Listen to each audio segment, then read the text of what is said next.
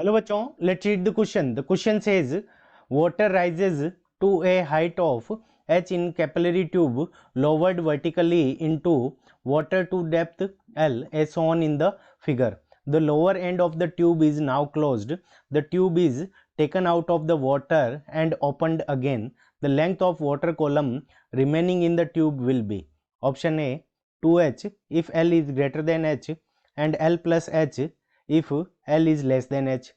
Option B h if L is greater than h, L plus h if L is less than h. Option C 4h if L is greater than h, L minus h if L is less than h. Option D h by 2 if L is greater than h and L plus h if L is less than h. ठीक है बच्चों. सो इस question को करने के लिए हम क्या करेंगे कि सबसे पहले हम इस क्वेश्चन को समझ लेते हैं. तो यहाँ पे हमारी क्या है, ये कैपिलरी ट्यूब है, इसके अंदर वाटर फिल्ड है कितनी h हाइट तक. ठीक है बच्चों. अब क्या होता है कि ये h हाइट तक लिक्विड तब फिल होता है जब इसके अंदर इसको L यहाँ पे डेप्थ तक इसको क्या करते हैं, इमर्ज करते हैं. अब हमने क्या किया है, इसको बाहर निकाल लिया. बाहर निकालने के बाद में क्या होगा, फिर वापस ओपन कर लिया. तो क्या होगा कि पहले यहाँ पे ऊपर की तरफ सरफेस टेंशन लग रहा था, यहाँ पे 2 पाई आर, यहाँ पे इसके पूरे सरफेस के ऊपर, वाटर फ्री सरफेस के ऊपर 2 पाई आर पर. अब नीचे भी क्या लगेगा, सरफेस टेंशन लगेगा. तो इस क्वेश्चन को करने के लिए हम क्या करेंगे, की कंसेप्ट अप्लाई करेंगे. सो की कंसेप्ट. अब की कंसेप्ट के अंदर हमारा जो की कंसेप्ट हो जाएगा वो क्या हो जाएगा कि जो लिक्विड इसके अंदर h हाइट तक जो राइज करता है उसकी height h is equals to हमारे पास में कितना आता है, उसका formula 2t cos theta 2t cos theta divided by rho r g. ठीक है बच्चों. यहाँ पे देखो t क्या है हमारा सरफेस टेंशन, कोस थीटा हमारा क्या है, थीटा है angle of contact between water and glass, rho क्या है डेंसिटी ऑफ लिक्विड, r क्या है radius of capillary tube and g क्या है हमारा ग्रेविटेशनल एक्सेलरेशन.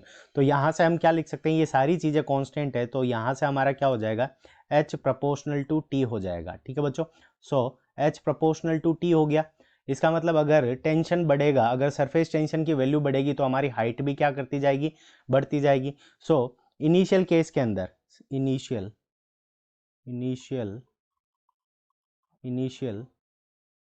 केस जब ये अंदर था, इनिशियल केस क्या हो जाएगा, जब ये अंदर था इसको बाहर नहीं निकाला गया, तब इसके अंदर जो सरफेस टेंशन लग रहा था. ठीक है बच्चों. सो इनिशियल केस के अंदर सरफेस टेंशन. ठीक है बच्चों. सो इनिशियल केस के अंदर जो सरफेस टेंशन लग रहा था वो हमारा कितना लग रहा था, तो सरफेस टेंशन हमारा लग रहा था t, और वो 2 पाई आर सरफेस के ऊपर लग रहा था, फ्री सरफेस के ऊपर. और अब जब सेकंड केस के अंदर, ठीक है बच्चों, सो फाइनल केस के अंदर हमारा क्या हो रहा है कि यहाँ पे जो सरफेस टेंशन लग रहा है वो अपर और लोअर दोनों सरफेस के ऊपर लग रहा है. यहाँ पे देखो, यहाँ पे भी टी लग रहा है नीचे की तरफ, ये पूरा 2 पाई आर फ्री सरफेस के ऊपर लगेगा, ये टी पूरे 2 पाई आर फ्री सरफेस के ऊपर लग रहा है. तो इस केस के अंदर जो सरफेस टेंशन लग रहा है वो 2t लग रहा है. अब टी सरफेस टेंशन के कारण जो वाटर की हाइट आ रही है वो कितनी आ रही है, h आ रही है. तो 2t के कारण ड्यू टू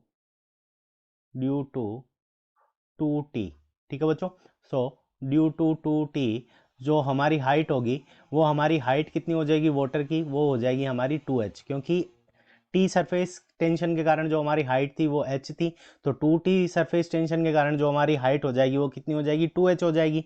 अब देखते हैं ऑप्शन ए के अंदर गिवन है 2h. अब देखो ये l की वैल्यू क्या है.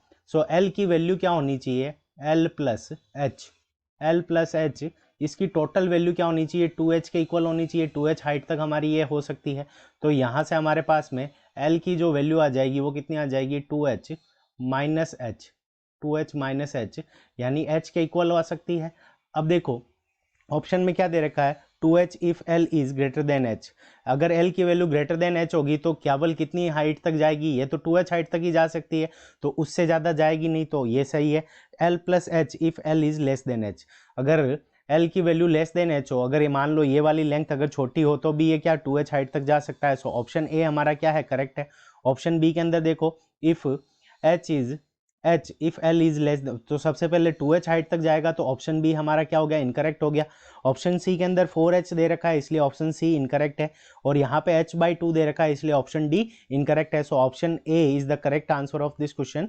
I hope you understood it well. Best of luck. Thank you.